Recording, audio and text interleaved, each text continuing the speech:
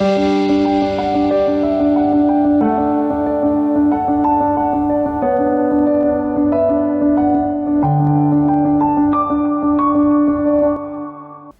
առավոտ սիրելի հեռուստադիտողներ, մենք ուրախ ենք, որ առավոտները մեզ հետ են սկսվում եւ այսօրվա մեր հյուրն է Ցավի ազգային ասոցիացիայի հիմնադիր նախագահ Բժիշկ Ավետիս Ավետիսյանը։ Ողջույն ձեզ, Բժիշկ Ավետիսյան։ Առողջ առավոտ, Բժիշկ Ամիրյան։ Ինչպե՞ս եք, ինչպե՞ս է ձեր տրամադրությունը։ Շատ մարտական։ Կարծես թե մենք ավանդույթ ենք դարձրել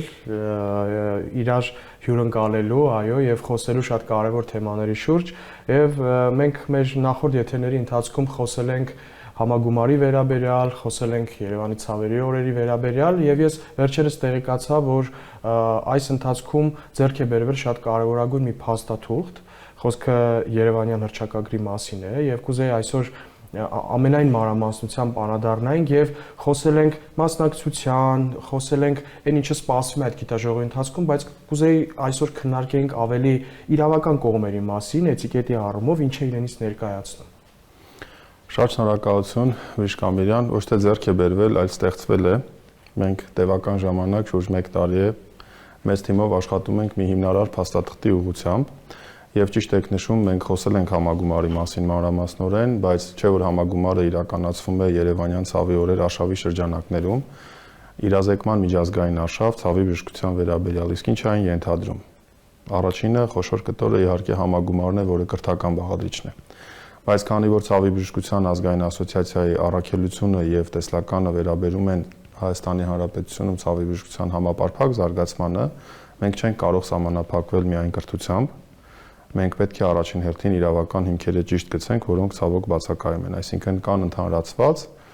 ցավի բժշկությունը ներառվում է որպես սիմպտոմ կամ համախտանիշ տարբեր իրավիճակներում եւ ցավազրկման կամ ցավի կառավարման տարատեսակ եզրույթներ կան, բայց այն որպես առանձին ուղղություն քրոնիկ ցավային համախտանիշների կառավարումը նախատեսված չէ, հետեւաբար նաեւ դեռևս չի համարվում առանձին մասնագիտություն, իսկ ամբողջ աշխարհում համարվում է pain management-ը համարվում է առանձին մասնագիտություն եւ մասնագիտացում։ Եվ սրա մասին կարծեմ խոսել ենք, բայց այն փաստաթուղթը, որ այսօր կներկայացնեմ ձեզ, սպառիչ պատասխաններ է տալիս եւ այն հիմնաքարն է Հայաստանի Հանրապետությունում ցավի բժշկության ազգային ռազմավարության ստեղծման։ Այսինքն մի բան, որ ենթադրենք առողջապահության համաշխարհային կազմակերպության հետ, Հայաստանի Հանրապետության առողջապահության նախարարության հետ կառավարության որոշումներով արդեն սկիզբ կդնի մեկ այլ գործընթացի։ Ապագան դա է։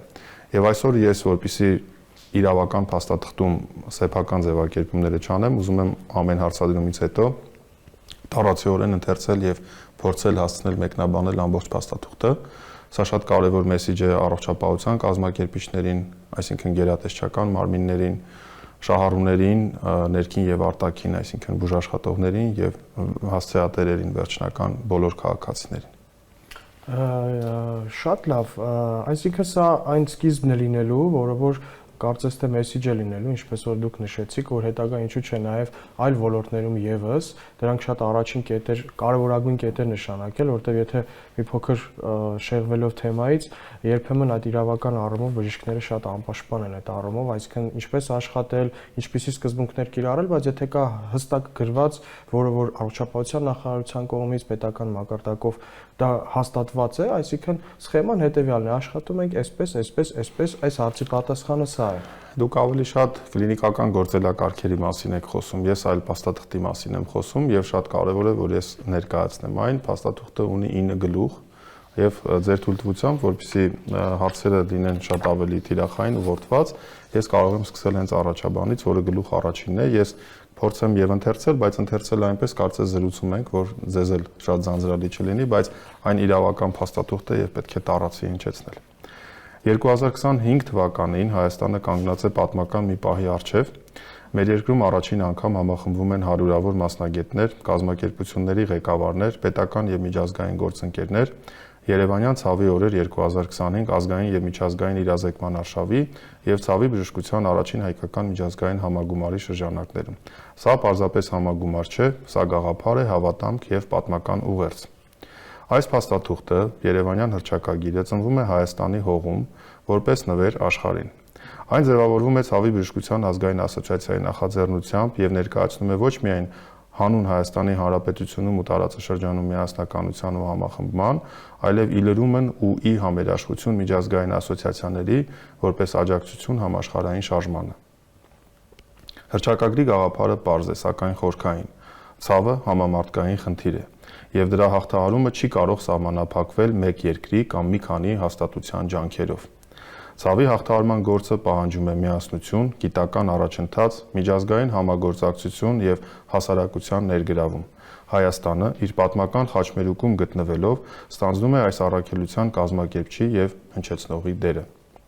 Երևանյան հռչակագիրը կոչված է դառնալու հիմնարար փաստաթուղթ, որը միաժամանակ ծառայում է երկու նպատակի։ Առաջին՝ հանրային եւ միջազգային համախմբում,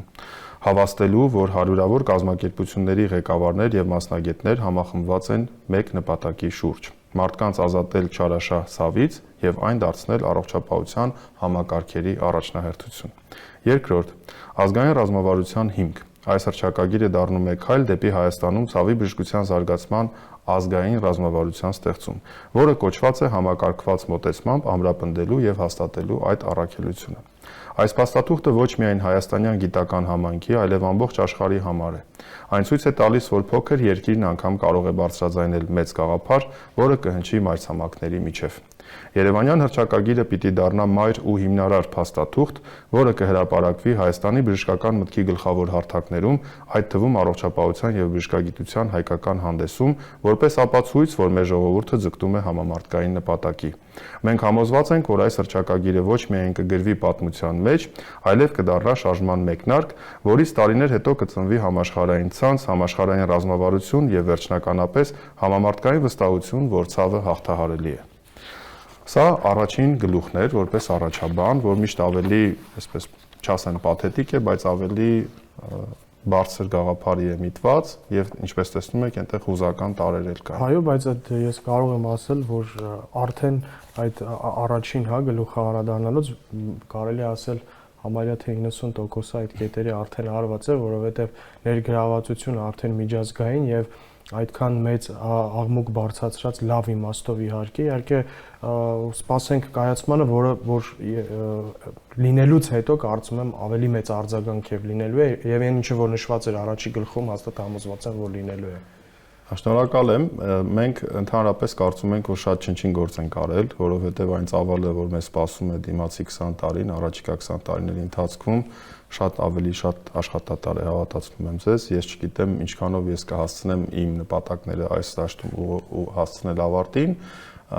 բայց ես վստահ եմ, որ մենք կստեղծենք այնպիսի թիմ, որտեղ անձերը արդեն նշանակություն չեն ունենա եւ կկարևորվի համակարգը։ Ես գլուխ երկրորդն եմ ուզում ներկայացնել մարդասիրական հիմքեր։ Այս փաստաթուղթը ստեղծելուց առաջ մենք շատ լուրջ գրականության վերլուծություն ենք արել։ Ցավը ոչ միայն բժշկական, այլև խորապես մարդասիրական երևույթ է։ Այն խաթարում է մարդու արժանապատվությունը, սահմանափակում է ազատությունը, խոչընդոտում է կրթությանը, աշխատանքին եւ հասարակական կյանքին։ Ցավը մեկ հիվանդի անձնական փորձառություն չէ, այն դառնում է ընտանիքի, համայնքի եւ ամբողջ հասարակության բեռ։ Երբ մարդը տառապում է ցավից, տառապում են նաեւ նրա հարազատները, գործընկերները, ընկերներն ու ամբողջ միջավայրը։ Մարդու հիմնարար իրավունքները ներառում են արժանապատիվ կյանք եւ ազատություն չարչարանքներից։ Ցավի հաղթահարումը այս իրավունքների անբաժան մասն է։ Յուրաքանչյուր անհատ անկախ տարիքից, սեռից բնակության վայրից կամ սոցիալ-տնտեսական կարգավիճակից իրավունք ունի իրավունքի ուժով պաշտպանված պահանջ ունենալ չապրելու տառապանքի մեջ։ Այս պատճառով մենք հռչակում ենք։ Ցավի կառավարման համապարփակ համակարգերի ներդրումը ոչ թե շռայլություն է, այլ պարտավորություն։ Մարդասիրական առաքելությունը պետք է ուղեկցի յուրաքանչյուր բժշկական եւ գիտական քայլի։ Առողջապահական համակարգերը պարտավոր են ոչ միայն բուժել հիվանդությունները, այլև թեթևացնել տառապանքը։ Երեխաների ցավը։ Ամենազգայուն եւ ցավալի թեման երեխաների ցավն է։ Երեխան չպետք է ապրի մանկությունը հիվանդանոցային մահճակալի վրա անընդհատ ցավի մեջ։ Յուրաքանչյուր անզգայացված ներարկում, յուրաքանչյուր ճիշտ կազմակերպված ցավազրկում ոչ միայն բժշկական միջամտություն է, այլև արդարություն եւ գթասրտություն։ Երեխան իրավունք ունի խաղալու, սովորելու, աճելու առանց մշտական ցավի ստվերի։ Ծերերի ցավը։ Ծերությունը կյանքի բնական փուլն է։ Այն չպետք է նույնացվի չարչարանքների հետ։ Հոգատարությունը, ծերանոցներում եւ տնային խնամքի կենտրոններում ցավի ճիշտ կառավարումը մարդու արժանապատվության բարձրագույն դրսևորումներից է։ Մեր ծնողները, տատիկներն ու պապիկները չպետք է իրենց վերջին տարիներն անցկացնեն մշտական ցավի մեջ։ Նրանք արժանի են խաղաղության եւ խնամքի։ Պատերազմների եւ աղետների ցավը։ Հայ ժողովուրդը սեփական պատմությամբ գիտի պատերազմի եւ աղետների ցավը,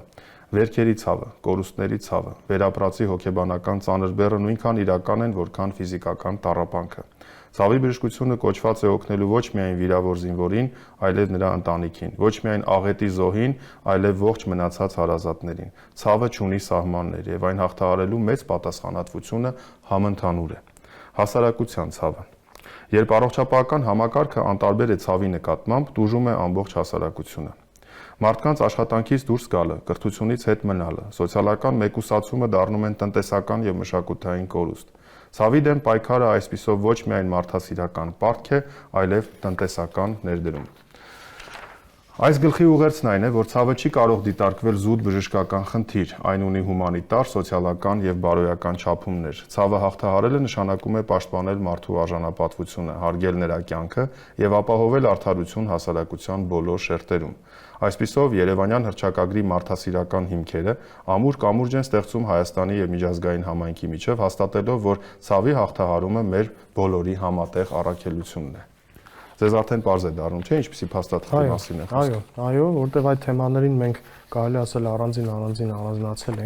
առանձնացրել ենք, որովհետև սա ամփոփն է։ Սա ամփոփն է, երբ որ շատ գործընկերներ, քաղաքացիներ հարցնում են, ինչ է ցավի բժշկությունը, ես այսօր որոշել եմ համագումարին ընդառաջ հրապարակել, որովհետև այս փաստաթղթի տակ ստորագրելու են հազարավոր ընկերություններ։ Այս փաստաթուղթը հիմնարար եւ բաց փաստաթուղթ է լինելու, որին անընդհատ միանալու են արշավների շրջանակներում բոլոր հասարակական ընկերությունները, պետական եւ մասնավոր հիմնադրամները, ընդհանուր շատ լուրջ միջազգային կառույցներ։ Ես երրորդ գլուխը փորձեմ ներկայացնել գիտական եւ կրթական հիմքերը այս հռչակագրի։ Ցավի բժշկությունը բժշկության ամենաերկար ճանապարհ ունեցող, բայց նաեւ ամենաքիչ կազմակերպված ճյուղերից մեկն է։ Տասնամյակներ շարունակ ցավը դիտվել է որպես երկրորդական ախտանիշ, որպես ուղեկցող երևույթ, սակայն երբեք ամբողջությամբ չի ճանաչվել որպես առանձին գիտական եւ կլինիկական խնդիր։ Այս անտեսման հետևանքով միլիոնավոր մարդիկ մնացել են տառապանքի մեջ առանց մասնագիտացված օգնության։ Այսօր 21-րդ դարում իրավիճակը փոխվում է։ Ցավի բժշկությունը դառնում է գիտության առանձին ուղղություն, որի հիմքում են նյարդաբանությունը, անեստեզիոլոգիան, ռևմատոլոգիան, օնկոլոգիան, հոգեբանությունը, գենետիկան եւ նորագույն տեխնոլոգիաները։ Գիտության համաշխարհային հարթակ։ Երևանյան ցավի օրեր 2025 արշավն ու ցավի բժշկության առաջին հայկական միջազգային համագումարն այս ճանապարհին հանդիսանում են նոր հարթակ։ Երևանը դառնում է գիտական խաչմերուկ, որտեղ համախմբվում են Եվրոպայի, Ամերիկայի, Ասիայի եւ Աֆրիկայի մասնագետները ներկայացնելու իրենց նորագույն հետազոտությունները։ Այս համագործակցությունը ոչ միայն տարածում է գիտելիք, այլև ստեղծում է համաշխարհային ցանց, որը շարունակելու է գործել համագումարից հետո եւս։ Կրթության առաջնայնությունը։ Կրթությունը ցավի հաղթահարման գլխավոր գործիքն է։ Առանց կրթված բժիշկների, բուժքույրերի, հոգեբանների եւ ֆիզիոթերապևտների, նույնիսկ ամենահզոր դեղորայքը կամ տեխնոլոգիաները կմնան անօգուտ։ Ուստի մենք պարտավորվում ենք մեծացնել ցավի բժշկության ուսուցումը բուհերում եւ հետբուհական կրթության ծրագրերում, ստեղծել շարունակական մասնագիտական զարգացման մոդելներ, դասընթացներ, սեմինարներ եւ մենթորական ծրագրեր, մշտապես ներդնել միջազգային ուղեցույցները եւ հարմարվել տեղական առանձնահատկություններին։ Երիտասարդ սերնդի ներգրավում։ Ցավի բժշկության ապագան կախված է երիտասարդ սերնդից։ Նրանց մոտիվացիան, նոր մտածողությունը, տեխնոլոգիաների հանդեպ բաց լինելը կարող են փոխել ոլորտի ամբողջ տեսքը։ Մենք հռչակում ենք, որ յուրաքանչյուր համագումար պետք է դառնա նաև երիտասարդ մասնագետների դպրոց։ Այստեղ նրանք ոչ միայն լսում են, այլև մասնակցում են քննարկումներին, ներկայացնում իրենց հետազոտությունները եւ դառնում համաշխարհային ցանցի անդամներ։ Գիտական հետազոտության հենասյուները։ Մենք ընդունում ենք, որ ապագա զարգացումն անհնար է առանց հուսալի գիտության, հետևաբար ստեղծվում են ազգային եւ տարածաշրջանային ռեգիստրներ, մշակվում են մեծածավալ համեմատական ուսումնասիրություններ, ներդրվում են գենետիկայի, բիոմարկերների եւ արհեստական բանականության մեթոդները ցավի անհատականացված բուժման համար։ Գիտություն, կլինիկա, կրթություն եռանկյունի։ Այս գլուխը ամփոփվում է պարզ բաց հզոր գաղափարով։ Գիտությունը պետք է ծառայեցվի կրթությանը, իսկ կրթությունը կլինիկային։ Միայն այս եռանկյունու ուժեղացումը կարող է բերել այնպիսի արդյունքների, որոնք զգալիորեն կփոխեն ցավի դեմ պայքարի պատմությունը։ Սա երրորդ գլուխն էր։ Կարծում եմ մենք կհասցնենք ամբողջ փաստաթուղթը ներկայացնել։ Կարծում եմ բավականին Եվ սա պատմական հաղորդում է իդեպ, որովհետև ես կարծում եմ երբևէ հայկական հեռուստատեսությամբ ոչ մի առողջապահական նախագծում ոչ մի համապարփակ փաստաթուղթ այսպես մանրամասն չի ներկայացվել, սա ոչ լավ է, ոչ վատ է, ուղղակի արձանագրենք իրողությունը։ Գնանք առաջ, այո։ Առողջապահական 4-րդ գլուխը։ Գլուխ 4 առողջապահական համակարգեր եւ քաղաքականություն։ Ցավի հաղթահարումը չի կարող մնալ միայն բժիշկների կամ գիտնականների հոգսը։ Այն պահանջում է համակարգային մոտեցում, որը ներառում է պետական քաղաքականություն, առողջապահական կառույցների հստակ կազմակերպում եւ հանրային լայն ներգրավում։ Ցավը համամարտկային մարտահրավեր է, իսկ դրա հաղթահարման ճանապարհը պետք է դառնա ազգային առողջապահական ռազմավարությունների անբաժան մաս։ Ցավի ինտեգրումը առողջապահական համակարգերում։ Ամենօրյա կլինիկական պրակտիկան վկայում է, որ ցավի մեծ մասը մնում է չճանաչված կամ անբավարար բուժված։ Դա պայմանավորված է ոչ միայն գիտելիքների պակասով, այլև համակարգային բացերով։ Առաջնային օղակի բժիշկները հաճախ չեն ստանում բավարար գործիքներ եւ աջակցություն, իսկ մասնագիտացված կենտրոնները հասանելի չեն բոլորին։ Ուստի մենք հռչակում ենք։ Ցավի ճանաչումը եւ բուժումը պետք է դառնան առաջնային օղակի առողջապահության պարտադիր մաս։ Երկրորդային եւ երրորդային մակարդակներում պետք է ստեղծվեն մասնագիտացված ցավի կենտրոններ։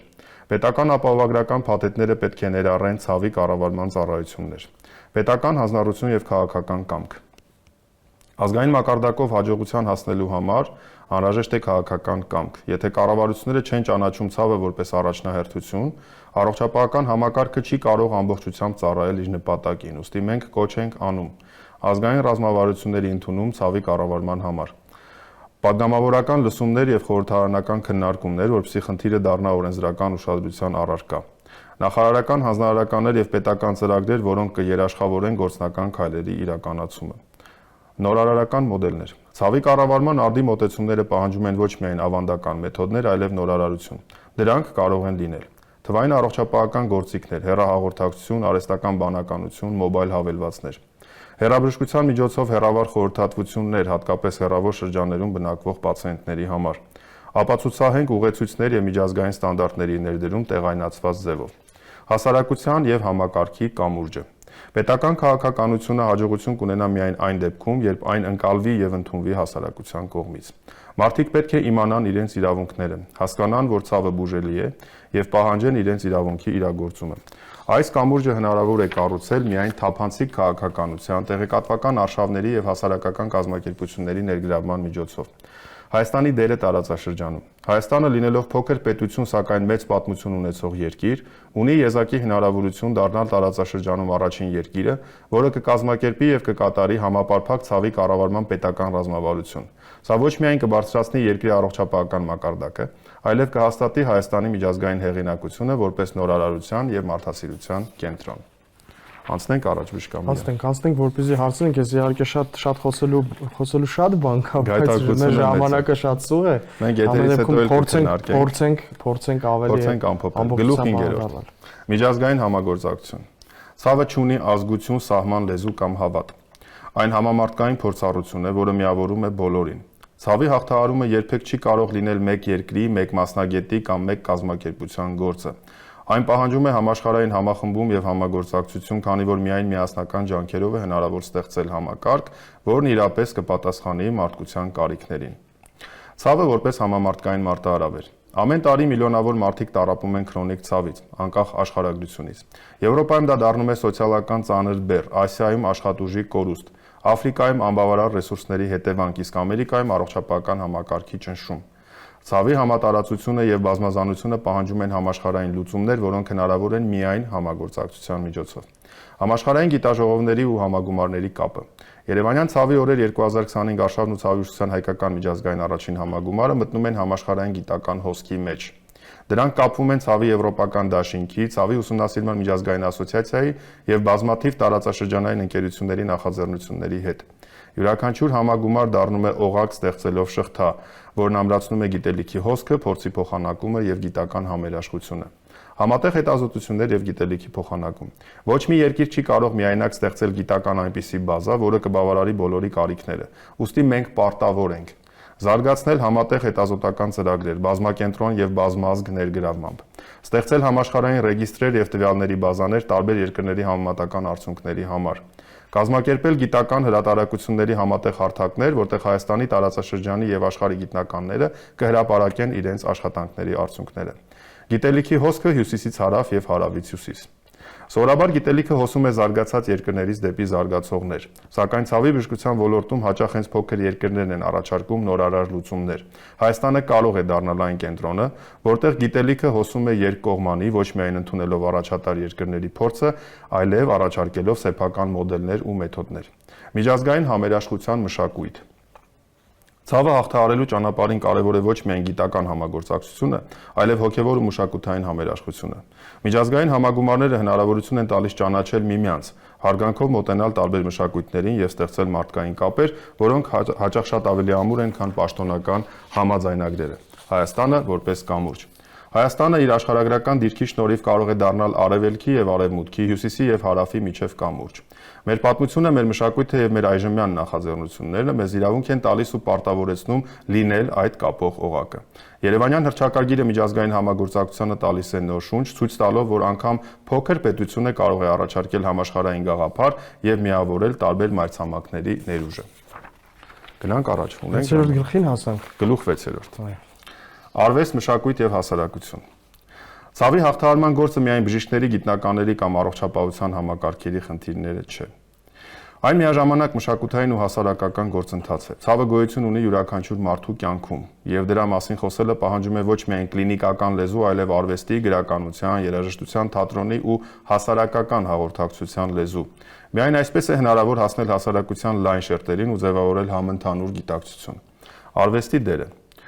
Արվեստը պատմության ընթացքում եղել է ցավի արտահայտման եւ հաղթահարման միջոց։ Մեծանուն նկարիչները պատկերել են մարդկային տառապանքը։ Կոմպոզիտորները երաժշտության մեջ հյուսել են ցավի հնչերանգները։ Գրողները գրել են ցավի մասին որպես մարդկային փորձառության անբաժան մաս։ Այսօր արվեստը կարող է ծառայել որպես հզոր գործիք հասարակությանը զգայուն դարձնելու, համերաշխություն ձևավորելու եւ հույս ներշնչելու համար։ Երևանյան ցավի օրեր 2025 արշավի ընթացքում եւ ցավի բժշկության առաջին հայկական միջազգային համագումարի օրերին մենք ընդգծում ենք, որ արվեստն ու մշակույթը պետք է լինեն բժշկության կողքին։ Դրանք ոչ թե զարդարանք են, այլ բովանդակային մաս։ Արվեստը օգնում է մարդուն բառերով չարտահայտվող ցավը տեսանելի դարձնել եւ այն կիսել ուրիշների հետ։ Մշակութային միջավայրի ազդեցությունը։ Ցավի ընկալումը տարբեր մշակույթներում տարբեր է։ Որոշ ժողովուրդներ սովոր են լռել ցավի մասին, մյուսները բարձրաձայնել, իսկ երրորդները այն կապում են կրոնի կամ ճակատագրի հետ։ Այս բազմազանությունը պետք է հաշվի առնել մշակութային առանձնահատկությունները դիտարկելով որպես կամուրջ, ոչ թե խոչընդոտ։ Հայաստանը իր հարուստ մշակույթով եւ բազմաշերտ պատմությամբ կարող է դառնալ հարթակ, որտեղ ցավի մասին խոսքը հնչում է ոչ միայն գիտական, այլև մշակութային համատեքստում։ Հասարակության իրազեկումը։ Ցավի հաղթահարման գործում հասարակության իրազեկումն առանցքային նշանակություն ունի։ Երբ մարդիկ գիտեն իրենց իրավունքները, հասկանում են, որ ցավը բուժելի է եւ տեղեկացված են բուժման հնարավորությունների մասին, նրանք սկսում են պահանջել համապատասխան ծառայություններ։ Հանրային արշավները, մեդիա նախաձեռնությունները, հեռուստատեսային եւ սոցիալական հարթակների հաղորդումները դառնում են կրթական հզոր միջոցներ։ Հիվանդի ձայնը։ Երևանյան հռչակագիրը հատուկ ընդգծում է, որ յուրաքանչյուր հիվանդ պետք է ունենա ձայն։ Բժշկությունը չի կարող լինել միայն բժիշկների պատմություն, այն նաև հիվանդի պատմություն է։ Հիվանդի փորձառությունը պետք է դառնա առողջապահական համակարգերի կառուցման հիմքերից մեկը։ Միայն այդ դեպքում հնարավոր կլինի ստեղծել իրականում արդյունավետ եւ մարդասիրական մոդել։ Հիվանդի ձայնը հզորանում է այն ժամանակ, երբ նրան լսում են ոչ միայն բժշկական սրահում, այլև հասարակական կյանքում։ Ցավի հաղթահարման համար պայքարող հասարակական կազմակերպությունները, հիվանդների ասոցիացիաները եւ անհատական փորձառության մասին պատմող մարդիկ են, որ տալիս են շարժման իրական ուժ։ Արվեստ, հասարակություն, բժշկություն եռանկյունին։ Այս գլուխը ամփոփում է հետեւյալ գաղափարով. առանց արվեստի ու հասարակության ներգրավման բժշկությունը մնում է միայն մասնագիտական դաշտ, բայց երբ բժշկությունը միավորվում է արվեստի եւ հասարակության հետ, այն դառնում է համամարտկային շարժում։ Եվ հենց այդ շարժումն է, որ կարող է փոխել ցավի մասին մտածողությունը ոչ միայն Հայաստանում, այլև ամբողջ աշխարհում։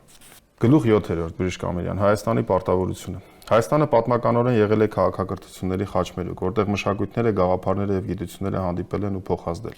Այս դիրքը Հայաստանը դարձնում է ոչ միայն անցյալում կարևոր կենտրոն, այլև այսօր ժամանակակից աշխարհում կամուրջ արևելքի եւ արևմուտքի միջև։ Ցավի բժշկության համապարփակ զարգացման առումով Հայաստանը պարտավորվում է ստանձնել առանձնահատուկ առաքելություն, դառնալ տարածաշրջանային առաջատար եւ համախմբող կենտրոն։ Պատմական հիմքեր։ Հայ ժողովրդի պատմության մեջ ցավը միշտ եղել է տեսանելի եւ խորապես ապրած փորձառություն։ Պատերազմները, ցեղասպանությունը, արտագաղթերը եւ սոցիալ-տնտեսական մարտահրավերները խոր հետք են թողել հավաքական հիշողության մեջ։ Սակայն այս փորձառությունները ոչ թե կոտրել են մեր կամքը, այլ հակառակը տվել են ուժ վերածելու ցավը ստեղծագործականության, դիմակայության եւ զարգացման։ Այդ նույն ուժով Հայաստանն այսօր պարտավորվում է ցավի բժշկությունը դարձնել պետական եւ ազգային առաջնահերթություն։ Տարածաշրջանային կենտրոնի ձևավորում։ Հայաստանը կարող է դառնալ Հարավային Կովկասի եւ լայն տարածաշրջանի այն կենտրոնը, որտեղ ոչ միայն կլինեն բարձրակարգ մասնագետներ եւ բժշկական կենտրոններ, այլև կձևավորվի գիտություն, կլինիկա, կրթություն, հասարակություն, միասնությունը։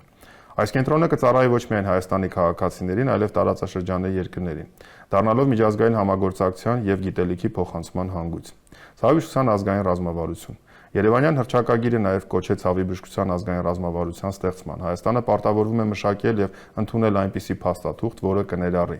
առաջնային օղակում ցավի կառավարման ինտեգրում, մասնագիտացված ցավի կենտրոնների ստեղծում, պետական ապահովագրության միջոցով ցավի կառավարման ծառայությունների հասանելիություն, կրթական ծրագրեր եւ հետազոտական նախագծեր։ Այս ռազմավարությունը ոչ միայն կծառայի Հայաստանի բնակչությանը, այլև օրինակ կդառնա տարածաշրջանի համար։ Հայաստանի միջազգային դերը։ Հայաստանը պարտավորվում է դառնալ միջազգային համախմբող գործընկեր, ակտիվորեն համագործակցելով ցավի ուսումնասիրության միջազգային ասոցիացիայի եւ ցավի եվրոպական դաշնության, ինչպես նաեւ համաշխարհային այլ կառույցների հետ։ Երևանը պետք է դիտարկվի որպես հարթակ, որտեղ մշտապես կհանդիպեն գիտնականներ, քաղաքական գործիչներ, հասարակական գործիչներ եւ հիվանդների կազմակերպություններ։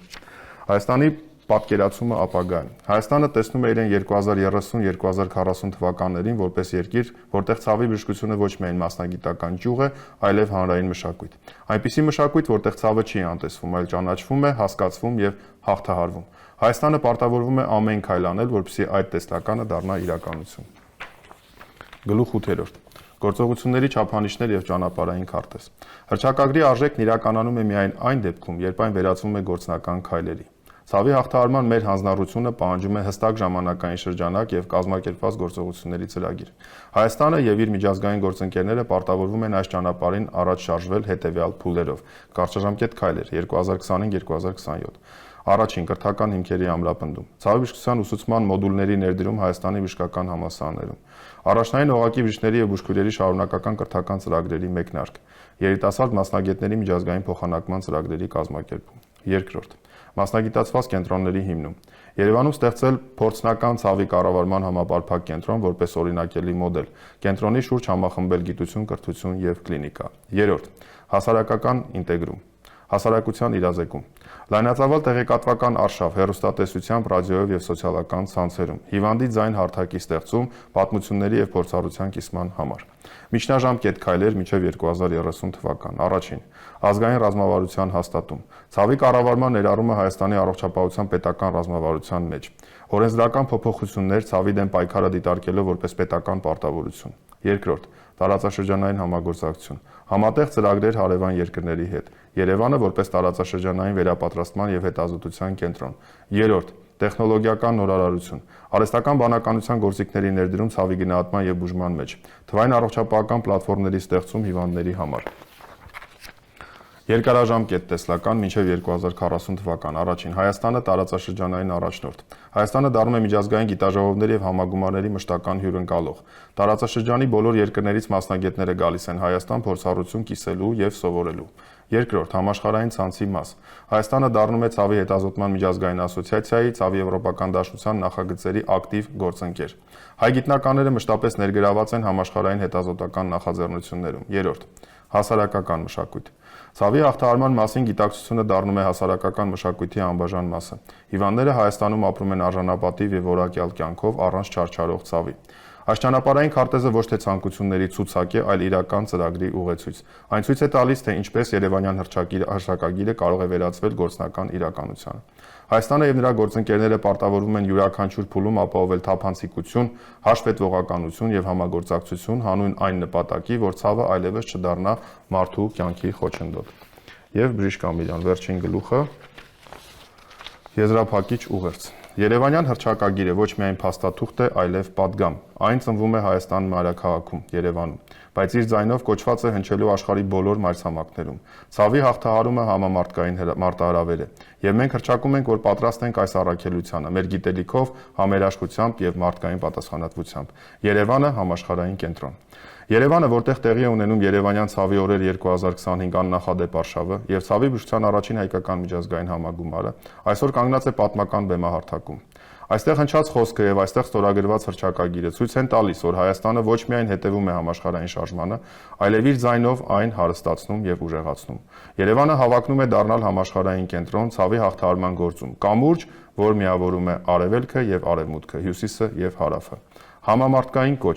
Մենք կոչ ենք անում բոլոր երկրներին, բոլոր կառավարություններին, առողջապահական համակարգերին, գիտական հաստատություններին եւ հասարակական կազմակերպություններին միանալ այս նախաձեռնությանը։ Ցավի հաղթահարումը պահանջում է համատեղ ուժեր։ Մենք չենք կարող թույլ տալ, որ միլիոնավոր մարդիկ ապրեն մշտական տառապանքի մեջ, երբ մարդկությունն արդեն ունի գիտելիք, տեխնոլոգիա եւ բժշկական հմտություններ այդ ցավը թեթևացնելու համար։ Մենք կոչ ենք անում հիվանդների կազմակերպություններին, հասարակական շարժումներին եւ արվեստագետներին բարձրաձայնել ու տարածել այս ուղերձը։ Ցավը պարտադիր չէ ընդունել որպես ճակատագիր, այն կարող է եւ պետք է հաղթահարվի։ Բազմաթիվ ստորագրությունների ուժը։ Այս հռչակագրի տակ ստորագրում են բազմաթիվ կազմակերպությունների ղեկավարներ, գիտակցելով իրենց պատասխանատվությունը։ Նրանց ստորագրությունը ոչ միայն անուն է թղթի վրա, այլև խոստում գործել, աջակցել եւ շարունակել շարժումը։ Այս ստորագրությունները խորհրդանշում են համախմբում, որը շատ ավելի ուժեղ է, քան ցանկացած մեկ կառույցի ջանք։ Նվեր Հայաստանից աշխարհին։ Երևանյան հռչակագիրը նաև Հայաստանի նվերն է աշխարհին։ Փոքր երկիր, բայց մեծ պատմություն ունեցող ժողովուրդն այսօր բարձրաձայնում է համամարտկային գաղափար։ Սա մեր հավատարմությունն է մարդկային արժանապատվությանը եւ մեր պարտավորությունը մասնակցել համաշխարհային առաջընթացին։ Եզրափակիչ ուղերձը պարզ է։ Մենք հավատում ենք, որ ցավը հաղթահարելի է։ Մենք պարտավորվում ենք գործել միասին։ Մենք վստահ ենք, որ Երևանը դառնում է այս համաշխարհային շարժման սիրտը։ Երևան 2025 թվական։ Շնորհակալություն Բժիշկ Ամիրյան։ Շնորհակալություն Բժիշկ Ավետիսյան, ժամանակը մեզ մոտ սպառվել է, սակայն շնորհակալություն, ես ձեզ շնորհավորում եմ այդ հռչակագրի ստեղծման եւ իրազեկման մասին, սա վերաբերում է բոլոր այն մարդկանց, ովքեր կապ ունեն ցավի հետ եւ ովքեր մտածում են, որ պիտի ցավի հետ իրեն կապ ունենան, սա միջազգային է եւ ես շնորհավորում եմ դրա համար։ Աստված առաջ, ինչպես ասում են։ Իսկ մեր սիրելի հեռուստադիտողներին ասում ենք առողջ մնացեք, կհանդիպենք։ Հաջողություն։